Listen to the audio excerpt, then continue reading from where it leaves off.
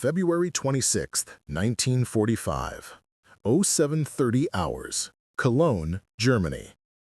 Obergefreiter Klaus Richter adjusts his periscope inside the turret of his Tiger I, watching American Sherman tanks advance through the rubble-strewn streets with the cold confidence of a hunter who has never missed his prey.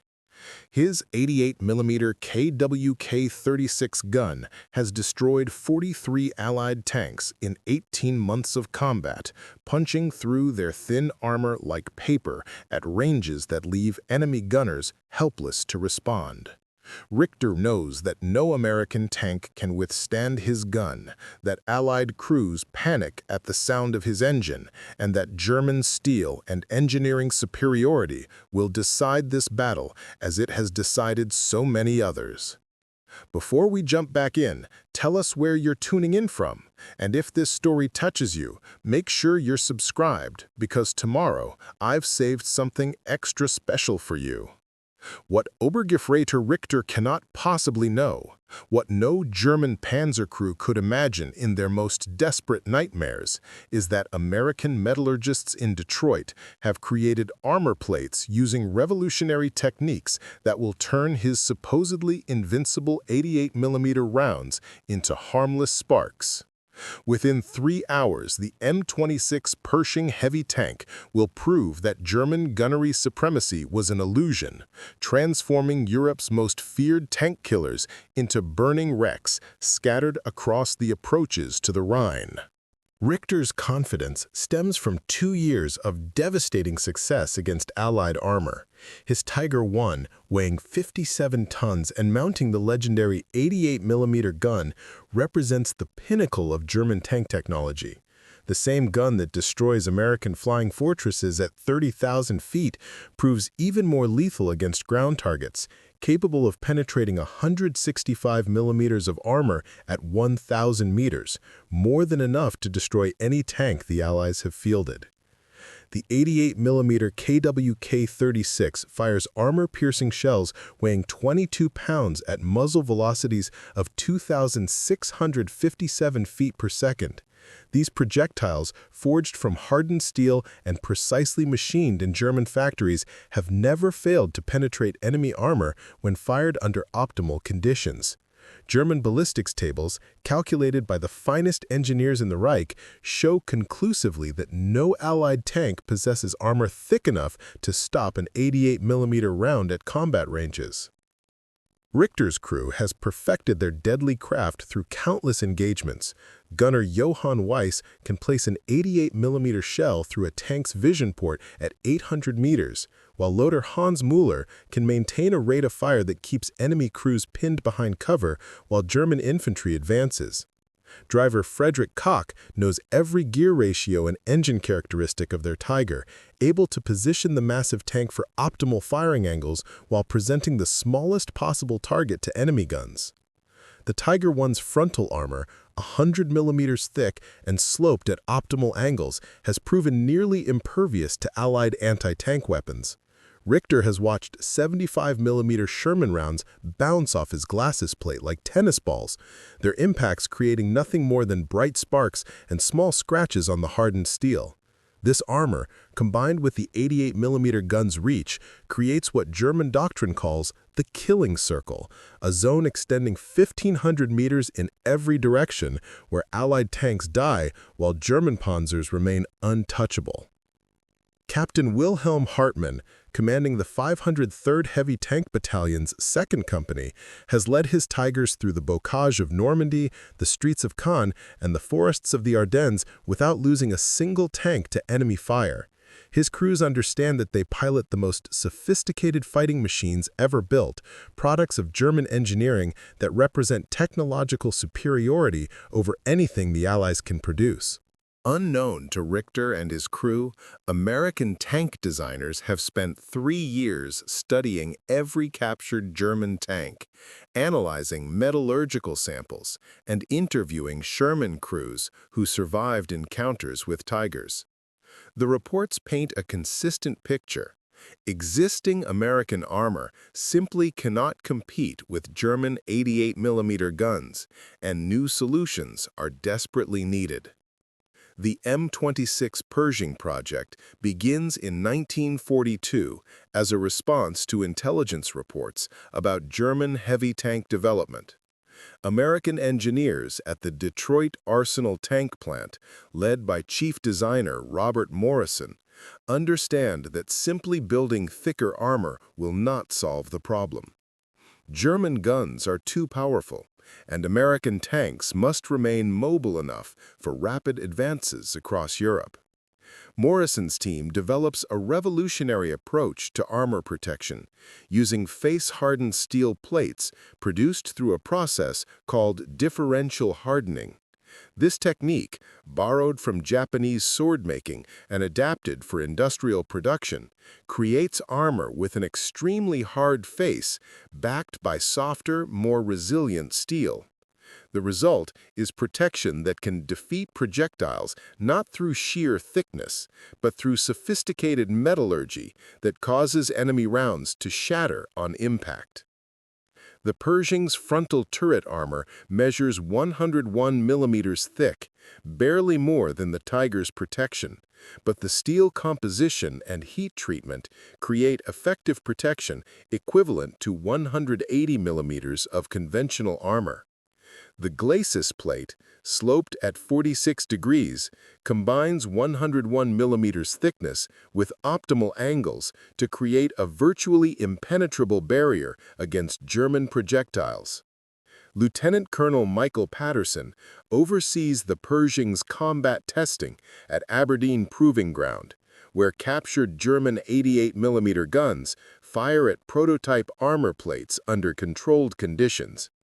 The results shock American observers. German rounds that easily penetrate conventional steel armor shatter harmlessly against the Pershing's face-hardened plates, their tungsten cores fragmenting on impact, while the armor remains intact. The psychological testing proves equally important as engineers study the effect of failed penetrations on tank crews. Simulated combat exercises show that when armor holds against supposedly superior weapons, crew confidence increases dramatically while enemy morale collapses. The Pershing represents not just technological advancement, but psychological warfare designed to shatter German assumptions about their invincibility.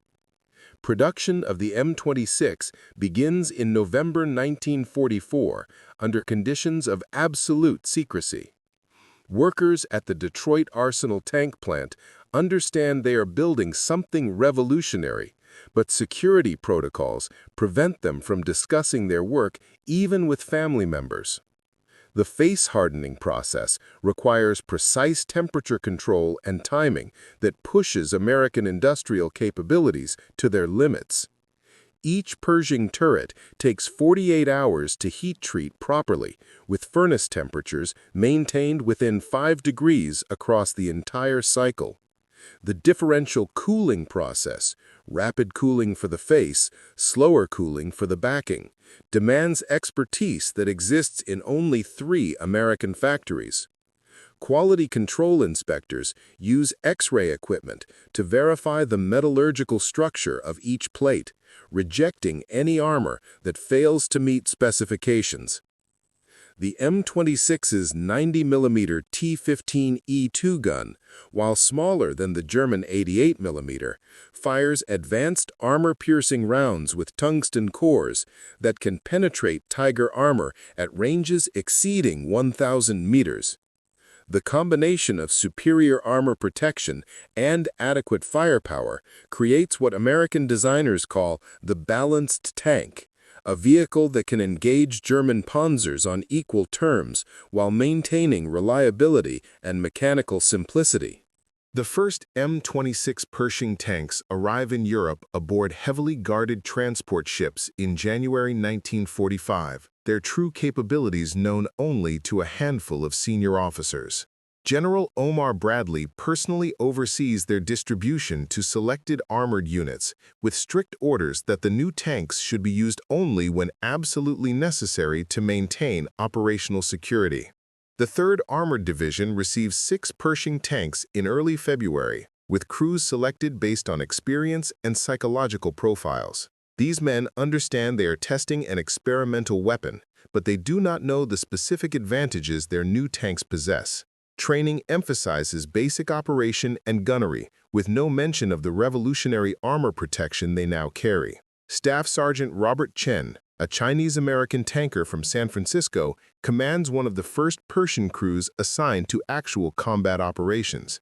His gunner, Corporal James Mitchell from Alabama, has destroyed 14 German tanks in his Sherman, but remains skeptical about the new vehicle's capabilities. Loader Thomas O'Brien from Boston and driver Anthony Kowalski from Detroit complete a crew that represents the American melting pot in miniature. Chen's crew receives their Pershing, designated Fireball, on February 20th during a brief lull in combat operations near the Rhine.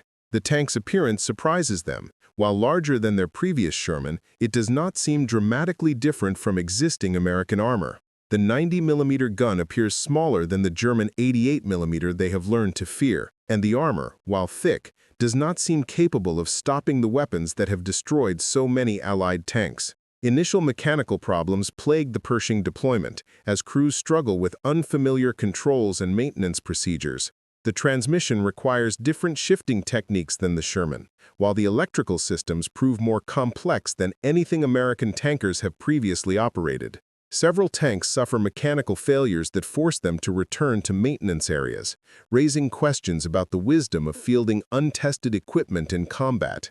The strategic situation in February 1945 demands immediate use of every available tank as German resistance stiffens along the Rhine. The Wehrmacht, fighting on German soil for the first time, demonstrates renewed determination to hold each town and river crossing. German tank crews, knowing that defeat means the destruction of their homeland, fight with desperate courage that surprises Allied commanders expecting rapid collapse. The ancient cathedral city of Cologne represents the last major obstacle before Allied forces can cross the Rhine into the German heartland. Wehrmacht commanders have turned the city into a fortress, with experienced panzer units positioned to defend key bridges and transportation centers. The 503rd Heavy Tank Battalion, equipped with Tiger I and Panther tanks, occupies prepared positions that maximize their firepower advantages over Allied armor. Captain Hartmann positions his Tigers in hull-down positions along the city's eastern approaches, where long sight lines allow his 88mm guns to engage Allied tanks at maximum range. His crews have prepared range cards for every likely avenue of approach, with precise measurements to buildings, intersections, and terrain features that will serve as reference points during combat. The German defensive plan relies on proven tactics. Engage Allied armor at long range where German guns hold decisive advantages. Force enemy tanks into narrow streets where maneuverability becomes impossible. And use the urban environment to create killing zones where numerical superiority means nothing. German engineers have prepared obstacles, minefields, and firing positions that turn Cologne into a mechanical maze designed to destroy attacking armor. Obergefreiter Richter's Tiger occupies a particularly strong position behind the ruins of a bombed factory, with clear fields of fire extending 1,200 meters toward the American assembly areas. His crew has rehearsed the engagement sequence dozens of times, identified targets through periscopes, traversed the turret to engage the most dangerous threats first, fire armor-piercing rounds until all enemy tanks are destroyed or withdrawn. German intelligence reports indicate that American forces approaching Cologne include the standard makes of Sherman tanks and tank destroyers that German crews have learned to defeat through superior range and armor protection. No mention appears in intelligence summaries of new American tank types, leading German commanders to plan their defense around familiar tactical problems with well-established solutions. The Wehrmacht's confidence extends beyond just technological superiority to include extensive combat experience and superior crew training. German tank crews average 18 months of combat experience, compared to 6 months for most Allied tankers. This experience advantage, combined with defensive positions and superior equipment, creates what German officers consider an unwinnable situation for attacking Allied forces. Lieutenant Colonel Patterson, now serving as liaison officer between the Pershing program and frontline units, arrives at the 3rd Armored Division's forward command post on February 25th with specific orders regarding the employment of M26 tanks. The Pershing crews are to engage German armor only when tactical conditions favor success, with the primary mission being evaluation of the new tank's combat performance rather than territorial objectives. Staff Sergeant Chen receives his combat orders during a pre-dawn briefing that emphasizes the experimental nature of his mission. Intelligence reports indicate strong German resistance centered around Tiger and Panther positions, with particular emphasis on the proven lethality of German 88mm guns. Chen's crew understands they are testing unproven equipment against Germany's most experienced tank killers. The approach to Cologne requires American forces to advance through open terrain that favors defensive fire, exactly the conditions where German armor has proven most deadly. Previous attacks in similar terrain have resulted in catastrophic losses for Allied armored units, with entire companies destroyed by German tanks firing from concealed positions at maximum range. Chen's Pershing advances as part of a mixed force, including conventional Sherman tanks and M26 tank destroyers, vehicles whose limitations against German armor are well documented.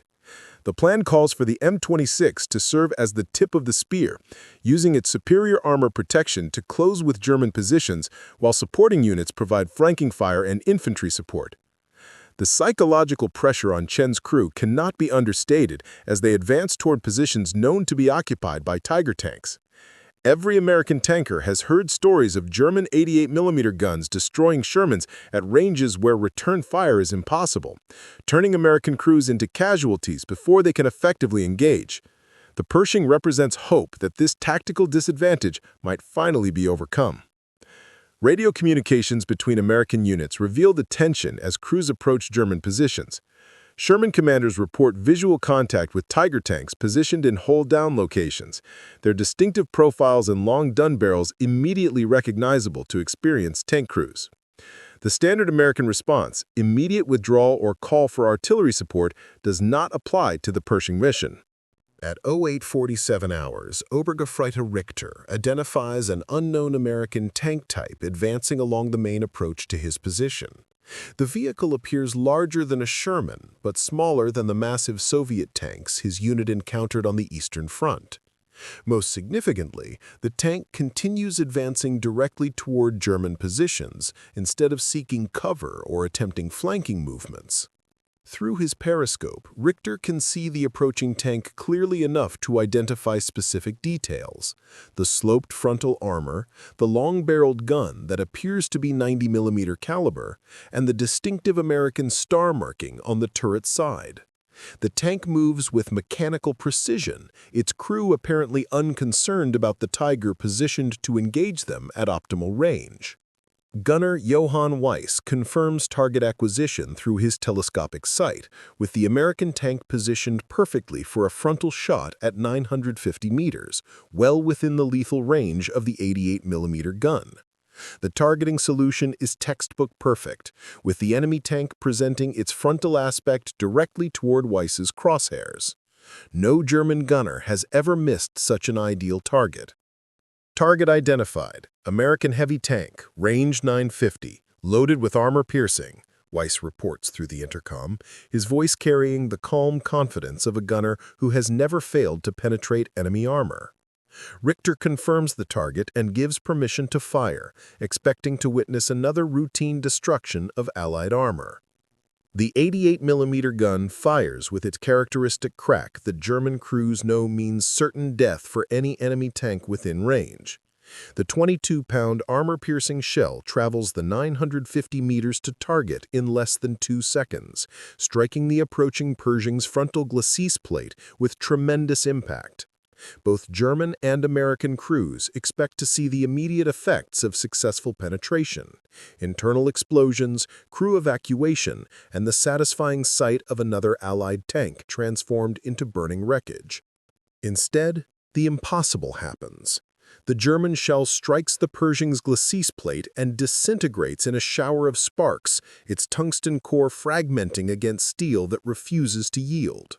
The American tank, rather than stopping or exploding, continues its advance as if nothing has happened.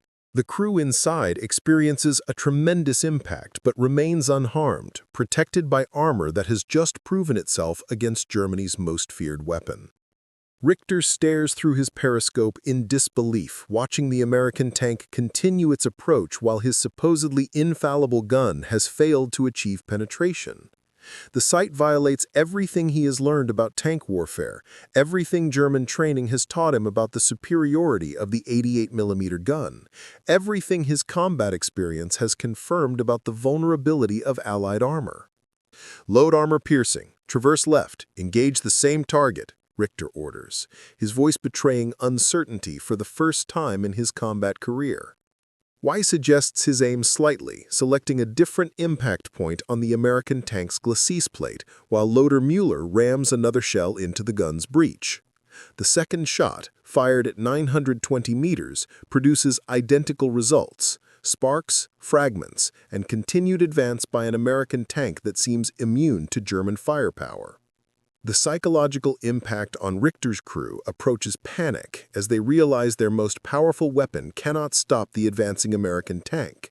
Mueller's hands shake as he loads the third round, while driver Coach instinctively begins backing their Tiger deeper into its prepared position. The confident hunters have become hunted, facing an enemy that seems impervious to their best efforts. Meanwhile, Staff Sergeant Chen's crew experiences a mixture of disbelief and growing confidence as their tank survives impacts that would have destroyed any previous American armor. Gunner Mitchell, watching German muzzle flashes through his sight, realizes they are under direct fire from an 88mm gun, yet remain operational. The knowledge transforms their tactical situation from desperate to advantageous. Driver, continue advance. Gunner, traverse right. Target the Tiger at 2 o'clock, Chen commands through the intercom, his voice steady despite the extraordinary circumstances. The Pershing's 90mm gun may be smaller than the German 88mm at long range, but its advanced ammunition and the crew's favorable position create an opportunity to destroy Germany's most feared tank with weapons the enemy considers inferior. The transformation of the tactical situation becomes apparent to both crews as the American tank closes range while German guns prove ineffective. The Pershing represents not just superior armor protection, but a revolution in tank warfare that makes German technological advantages obsolete. The hunter has become the hunted, through American engineering that German designers never anticipated. As the distance between the tanks decreases, the advantage shifts decisively toward the Americans. The Pershing's 90mm gun, while less powerful than the German 88mm at long range, becomes increasingly effective as range decreases. More importantly, Chen's crew fights with the confidence of men whose armor has proven itself, while Richter's crew confronts the terrifying reality that their strongest weapon has failed. The engagement that follows will determine not just the fate of two tank crews, but the future of armored warfare itself. The M26 Pershing, conceived in American factories and forged in Detroit steel mills, stands ready to prove that German technological superiority was always an illusion, and that American innovation could transform any battlefield in minutes. The third 88mm shell strikes the Pershing's turret mantlet at 880 meters, producing the same shower of sparks and fragments that has already shattered German confidence. Corporal Mitchell, watching through his gunner's sight, sees the Tiger's muzzle flash and braces for impact, but feels only a tremendous clang as hardened steel defeats what should be an unstoppable projectile. The psychological transformation is immediate and complete. American tank crews who have spent 2 years fearing German guns now possess armor that renders those weapons obsolete. Target acquired. Tiger tank, hull down, position behind factory ruins, Mitchell reports through the intercom, his voice steady with newfound confidence. The Pershing's 90mm gun may lack the reach of the German 88mm, but at 600 meters, the range they have now achieved through their relentless advance, The American weapon proves devastatingly effective against Tiger armor that was never designed to stop such powerful projectiles at close range. The M93 armor-piercing round that leaves the Pershing's gun weighs 24 pounds and travels at 2,800 feet per second, carrying kinetic energy sufficient to penetrate the Tiger's frontal armor with catastrophic results. The tungsten cord projectile punches through the German tank's glacis plate like a hot knife through butter, fragmenting inside the fighting compartment and turning the crew space into a lethal storm of metal fragments and explosive force. Obergefreiter Richter experiences the penetration as a brilliant flash followed by total darkness as his Tiger transforms from hunter to victim in the span of milliseconds. The American shell, designed specifically to defeat German armor, creates precisely the kind of catastrophic kill that German crews have inflicted on Allied tanks for 3 years. The irony is lost on Richter as he dies. His supremely confident crew has become another casualty of technological surprise. Staff Sergeant Chen watches through his commander's periscope as the Tiger erupts in flames, its ammunition cooking off in secondary explosions that shake the ground beneath his Pershing. The sight represents more than just tactical success. It proves that American engineering has finally overcome German advantages that once seemed insurmountable. The M26 Pershing, dismissed by some critics as too little too late, has just demonstrated its ability to engage and destroy Germany's most feared tanks on equal terms. News of the Pershing's success travels through American radio networks within hours, reaching tank crews across the European theater who have spent months dreading encounters with German heavy armor. The message is simple but revolutionary. American tanks can now engage Tigers and Panthers without the crushing disadvantage that has characterized armored warfare since 1943. Lieutenant Colonel Patterson, monitoring radio communications from division headquarters, recognizes immediately that the successful engagement represents a turning point in Allied armored operations. The psychological impact on American crews may prove even more significant than the tactical advantages, as tankers who have operated under conditions of technological inferiority suddenly find themselves equipped with competitive weapons. The German response proves equally immediate but far more devastating to morale and tactical planning. Radio intercepts reveal confusion and disbelief among Wehrmacht tank units as reports spread of 88mm guns failing to penetrate American armor. German doctrine, based on the proven superiority of their anti-tank weapons, offers no guidance for engaging enemy tanks that can withstand their most powerful guns. Captain Ernst Kellner, commanding a company of Panther tanks positioned north of Cologne, receives word of Richter's destruction with mounting alarm. His crews have trained extensively on engaging Allied armor at maximum range, using superior optics and gun performance to destroy enemy tanks before they can respond effectively. The Pershing's armor protection eliminates this tactical advantage, forcing German tanks to engage at closer ranges where their own armor becomes vulnerable to American guns.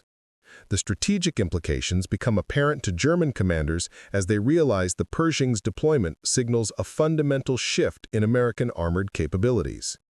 Field Marshal Walter Model, commanding Army Group B, recognizes that German defensive tactics must be completely revised to account for American tanks that can survive direct hits from 88mm guns.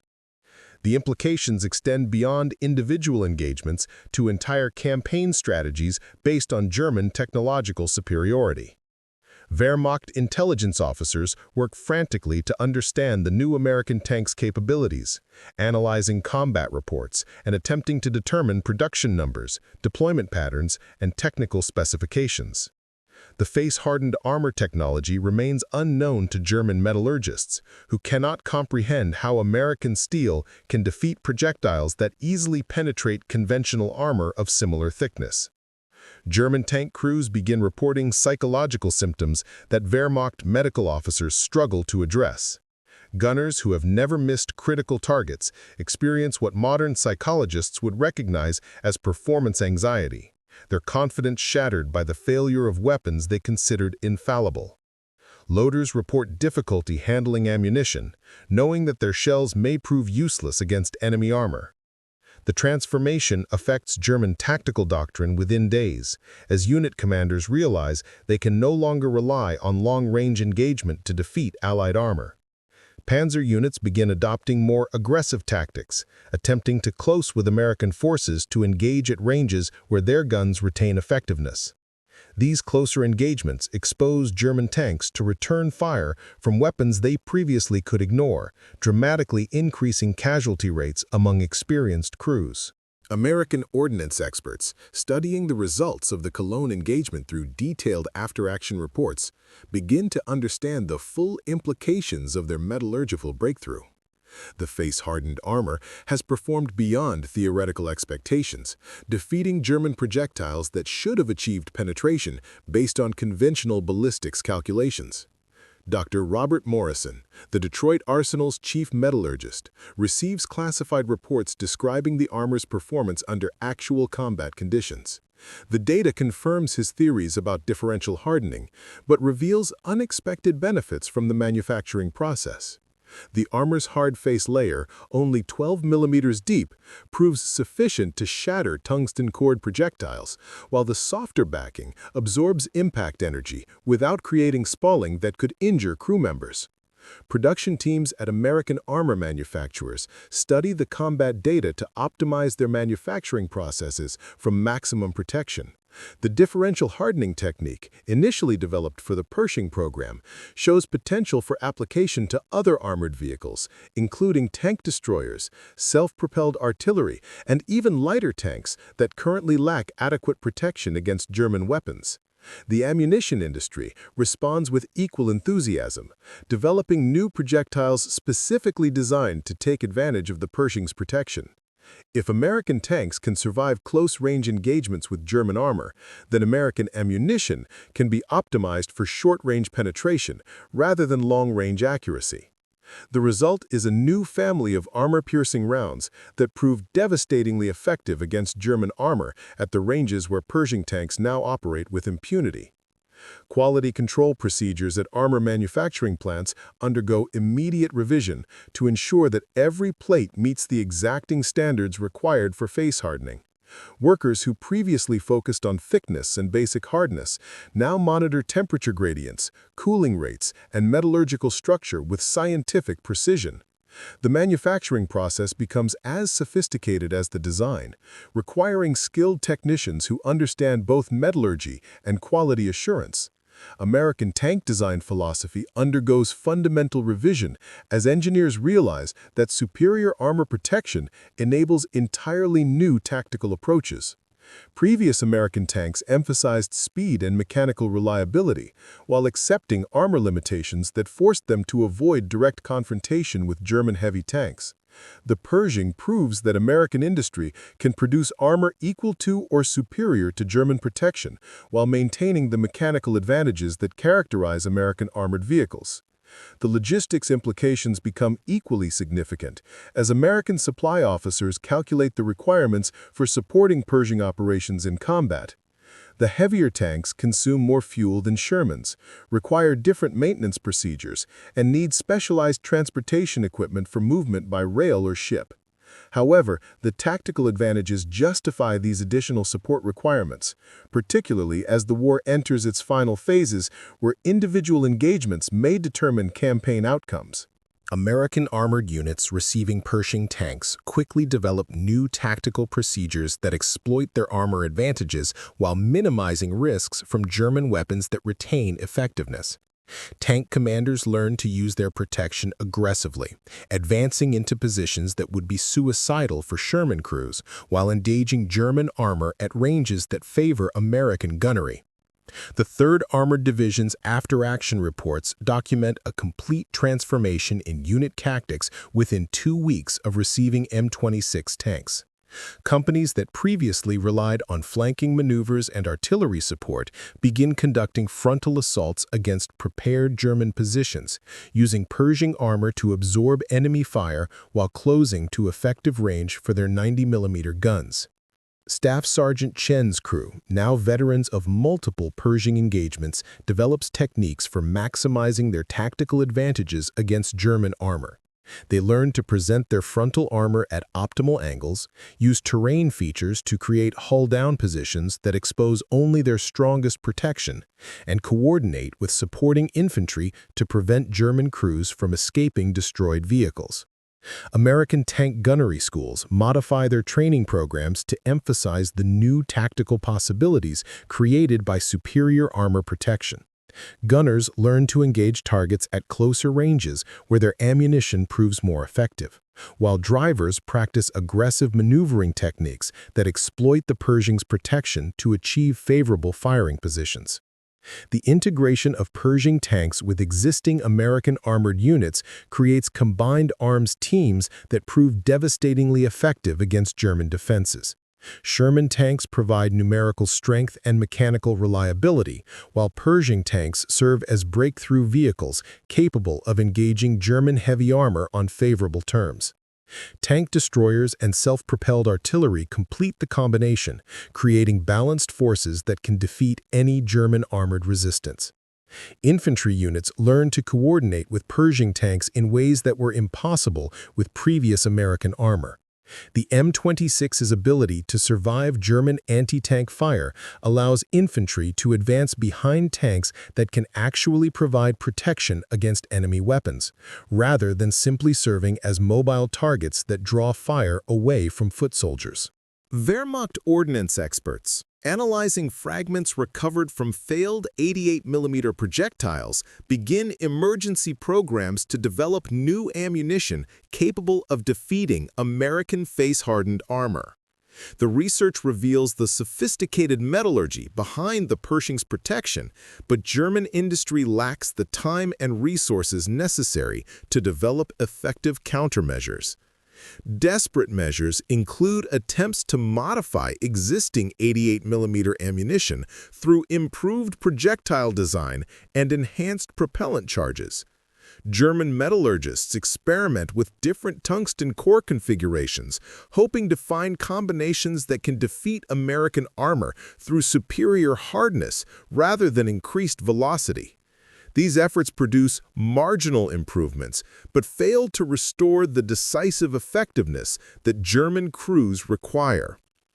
The development of new anti-tank weapons receives highest priority as German engineers realize that conventional guns cannot guarantee penetration of American face-hardened armor. Projects include larger caliber tank guns, improved Panzerfaust warheads, and even experimental weapons using shaped charge principles borrowed from anti-fortification munitions. Production priorities shift dramatically as German industry attempts to manufacture weapons capable of defeating Pershing armor while maintaining output of conventional equipment needed for other theaters. The resource allocation decisions become increasingly desperate as German commanders realize they must either develop effective countermeasures or accept tactical inferiority in armored warfare. Training programs for German tank crews undergo emergency revision to emphasize tactics that might prove effective against superior American armor. Crews learn to engage at closer ranges where their guns retain effectiveness, use terrain features to achieve flanking shots against weaker armor sections, and coordinate with infantry anti-tank weapons to achieve cumulative effects against heavily protected targets. The psychological aspect of German counter-training proves as important as tactical instruction, with officers attempting to restore crew confidence in their equipment and abilities. These efforts achieve limited success because they cannot address the fundamental reality that German weapons have lost their decisive technological advantage over American armor. American industry responds to the Pershing's combat success by dramatically accelerating production schedules and improving manufacturing processes. The Detroit Arsenal tank plant increases output from 12 tanks per month to 45 tanks per month by implementing 3-shift operations and recruiting additional skilled workers from other defense industries. The face-hardening process, initially requiring 48 hours per turret, undergoes optimization that reduces cycle time to 32 hours while improving metallurgical consistency. These improvements result from detailed analysis of combat performance data and continuous refinement of temperature control and cooling procedures. Quality assurance procedures become even more rigorous as manufacturers realize that armor effectiveness depends on precise adherence to metallurgical specifications. Every armor plate undergoes X-ray inspection, hardness testing, and microscopic examination to ensure that the differential hardening has created the proper steel structure for maximum protection. Training programs for Pershing crews expand rapidly as more American armored units receive the new tanks. Specialized schools teach maintenance procedures, gunnery techniques, and tactical employment methods that maximize the M26's advantages while minimizing its limitations in mobility and mechanical complexity. The strategic impact becomes apparent as German resistance along the Rhine collapses in the face of American armor that can no longer be stopped by conventional anti-tank weapons. Cities that might have required weeks of siege warfare fall within days as Pershing-equipped units break through defenses that were designed to stop Sherman tanks. German casualties among tank crews increased dramatically as Wehrmacht units attempt to engage American armor at closer ranges where their weapons retain effectiveness. The tactical adjustments exposed German tanks to return fire from 90mm guns that proved devastatingly effective against Tiger and Panther armor at reduced ranges. By April 1945, German tank units report that encounters with American heavy tanks have become exercises in survival rather than tactical engagements. The psychological transformation is complete as crews who once hunted Allied armor with confident aggression now focus primarily on avoiding contact with Pershing-equipped units. The final German tank actions of World War II reflect this fundamental shift in combat effectiveness. Wehrmacht armored units, once the terror of European battlefields, find themselves reduced to defensive positions where they hope to achieve surprise attacks against American armor before Pershing tanks can engage them at close range. Individual German tank commanders, veterans of years of successful combat operations, report feelings of helplessness when confronted by American armor they cannot penetrate with their primary weapons. The psychological impact extends beyond tactical considerations to affect German strategic planning, as commanders realize they can no longer rely on armored counterattacks to restore tactical situations. The Battle of Berlin demonstrates the complete reversal of armored warfare dynamics, as German tanks defending the capital find themselves outmatched by American armor that can advance through prepared defenses with relative impunity. The Wehrmacht's last Tiger and Panther tanks, once symbols of German technological superiority, become victims of an American industrial and engineering achievement that transformed the nature of tank combat. American tank crews, liberated from years of technological inferiority, demonstrate the tactical aggression that becomes possible when armor provides genuine protection against enemy weapons. The confidence that comes from surviving direct hits from 88mm guns translates into combat effectiveness that proves decisive in the final battles of the European war. The M26 Pershing's combat debut represents more than just technological achievement. It demonstrates American industrial capability to match and exceed German engineering despite entering the war with inferior equipment. The face-hardened armor technology, developed under wartime pressure in civilian factories, proved superior to German armor that was designed by military experts with unlimited resource budgets. Post-war analysis reveals that the Pershing program succeeded because it combined theoretical metallurgy with practical manufacturing techniques, creating armor that worked under combat conditions rather than just laboratory tests. The differential hardening process becomes the foundation for American armor technology throughout the Cold War, influencing tank design for decades after World War II.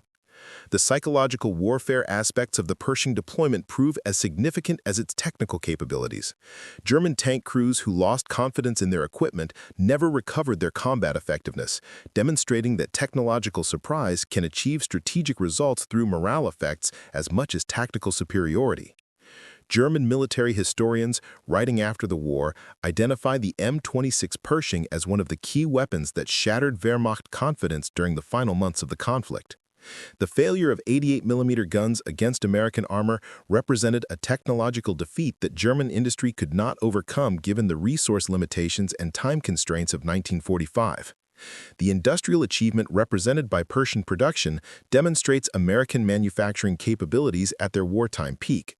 The ability to develop revolutionary armor technology, optimize production processes, and deliver effective weapons to combat units within months shows the advantages of American industrial organization over German technical excellence unsupported by adequate resources.